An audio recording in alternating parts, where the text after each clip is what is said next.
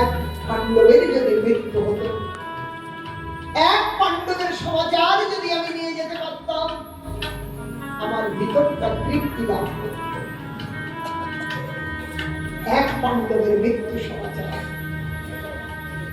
অশ্বত্থামা বললেন, তোমার শেষ ইচ্ছা আমি পূর্তি করব, পারবে মিত্র?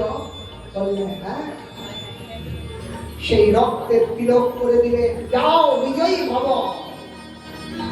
অশ্বত্থামা বেরিয়ে পড়ল তীর ধনুক।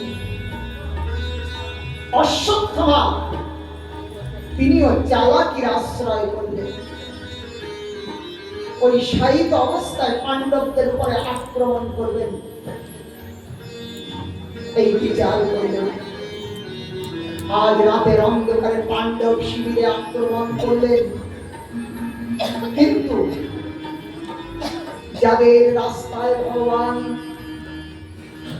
যাদের সহায়ক ভগবান, যারা কায় মন বাক্যে ভগবান শ্রীকৃষ্ণকে আশ্রয় করেছেন, বিপদ আসতে পারে, তাদের প্রতি বিপদ আসতে দেবে?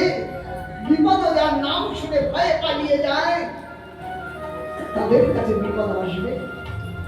ভগবান তাদেরকে নিয়ে অন্যত্র প্রস্থান করবে। 5 পাণ্ডব যেখানে শয়ন করতেন, সেখানে পাণ্ডব পুত্রগণ শয়ন করতেন। রাতের অন্ধকারে অশ্বত্থামা পাণ্ডব মনে করে 5 মস্তক ছেদন করে